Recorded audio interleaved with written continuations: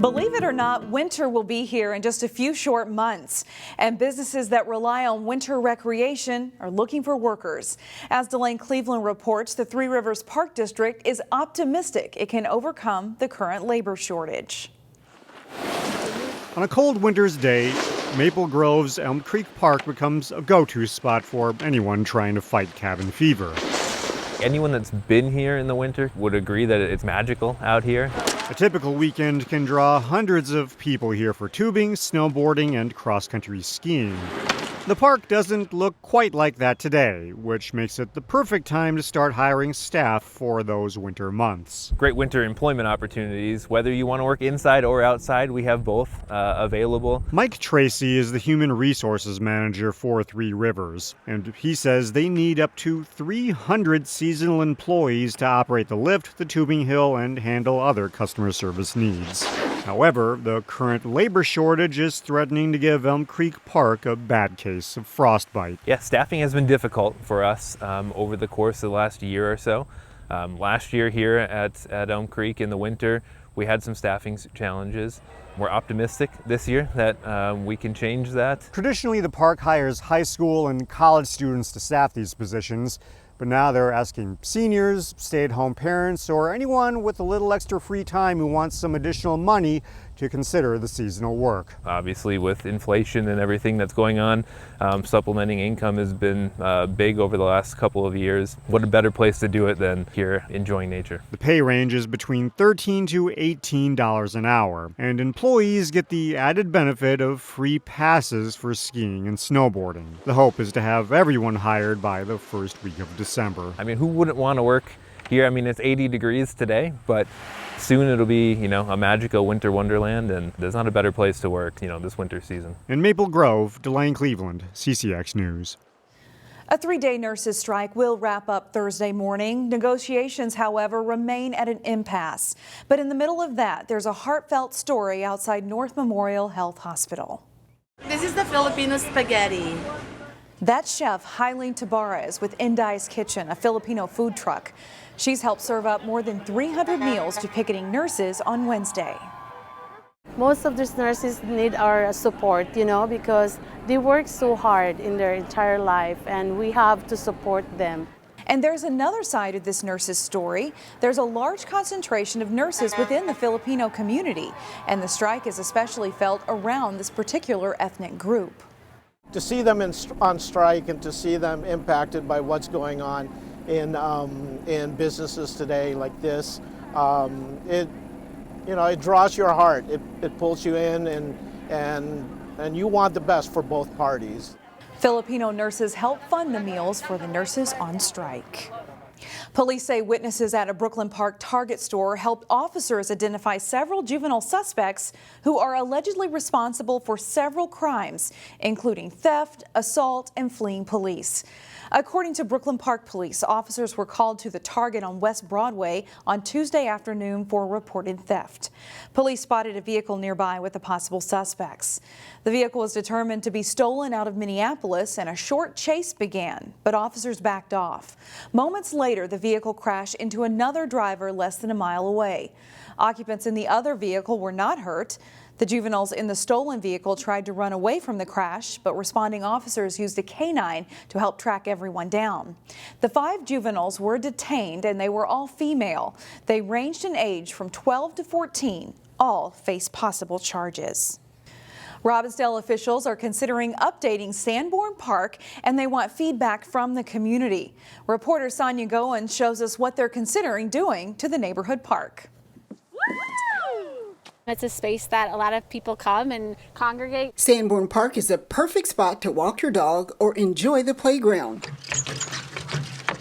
The neighborhood park sits right off Crystal Lake and has a picnic area, outdoor hockey rink, baseball fields, and tennis and basketball courts, but they're outdated. This is a beautiful space. I think that the community could use a little sprucing up around here. The city is considering turning this old building into storage space and a meeting spot for residents. We're not talking about a 500 person rental hall or anything like that, but there is certainly a value to the community to be able to host a birthday party or to be able to host a a graduation party in a park space. And Robbinsdale officials are trying to figure out what to do with this empty green space. Maybe a soccer field or something. Resident Mary Hausauer says she would also like to see the picnic area expanded. Every weekend is always full. For now, city officials say nothing is set in stone and they want ideas. I think that it would be amazing to see more community and this kind of revitalized a little bit. The next open house is October 11th at City Hall. Officials hope to present their recommendations to the full City Council by the end of the year. In Robbinsdale, Sonia Goins, CCX News. Maple Grove city officials received an update on plans to renovate and expand the community center. The city now has a website to provide residents more details on the proposed $116 million project. Among the planned additions, a third sheet of ice for the ice arena, new swimming pools, and an indoor walking track. Voters in Maple Grove will see a half-cent sales tax for the project on the ballot for this fall. That half-cent sales tax, however, has some small business owners concerned, a concern raised at this week's Planning Commission meeting. For my business, it's probably about an extra $600, $700 a year in cost, and it comes on the heels of the stormwater fee that was just implemented this year, so that's over $1,000 of cost the city has put on a small business just in the last year. Maple Grove City Administrator Heidi Nelson says the city has done outreach with local business chambers and says the chambers have generally been pretty supportive of the community center project.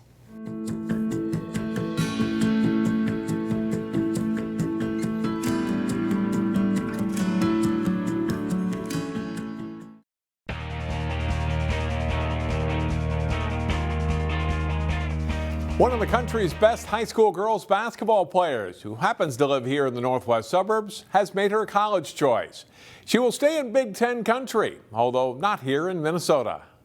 She is one of the country's best prep girls basketball players from the class of 2024. Now New Hope native and Benilde St. Margaret's High School junior Olivia Olson knows where she's going to college.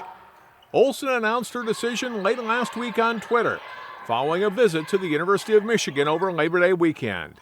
I wanted a new area, but also be close to home so my parents can come to a lot of games still, like when we play Minnesota and Iowa and those kind of schools. Coach Rico is building something really special with all like the 23 recruits and even the current players right now, and the team culture, that the competitiveness, that's kind of what I want to be a part of, and I'm really looking forward to it. Olson averaged 23 points per game as a sophomore last season as the Red Knights reached the state Class 3A tournament.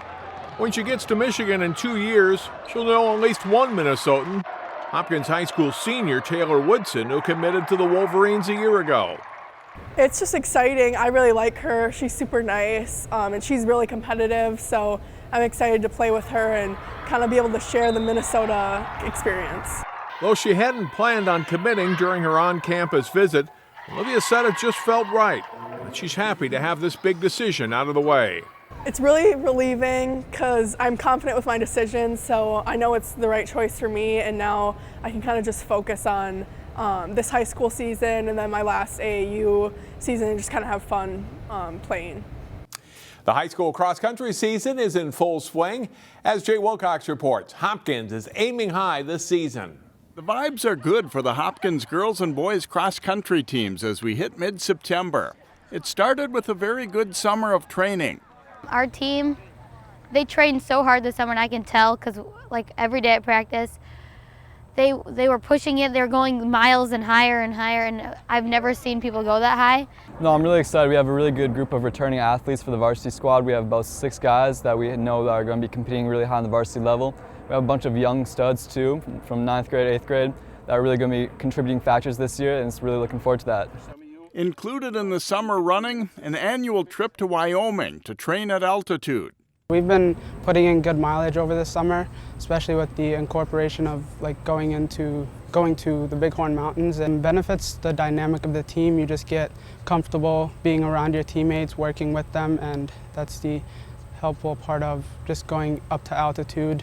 It's not all about the running, it's just more about the team as a whole. So we've been doing that since 2014, and it's kind of become a team tradition where like We bring about 30, 35 athletes each year, boys and girls, and we run the mountains every day. It's become really fun and everyone loves it. The girls and boys both are well represented with the talents and also the miles that they put in. We had a large group, I think as one of our captains has indicated earlier, about going out to Buffalo, Wyoming, training at Elevation. The Royals girls team is ranked 5th in Class 3A. They were 7th as a team at state last fall. And now sophomores Sydney Drevlo and Daphne Grobstein were 2nd and 3rd individually as freshmen. I think as a team, I think we want to make it to state, and I think it looks like we have a pretty good team to do that. The boys also have hopes of qualifying for state through a tough Section 6 3A field. The competition is tough, but Hopkins girls and boys team should compete well on the Lake Conference and at section time. Jay Wilcox, CCX Sports. Thanks, Jay. And a reminder of prep football coming up live Friday night on CCX as Wayzata travels to St. Michael to take on the STMA Knights. Kickoff is set for 7 o'clock, and you can watch it live on CCX1 and online at ccxmedia.org. Find more prep sports games and highlights at ccxmedia.org and follow us on social media.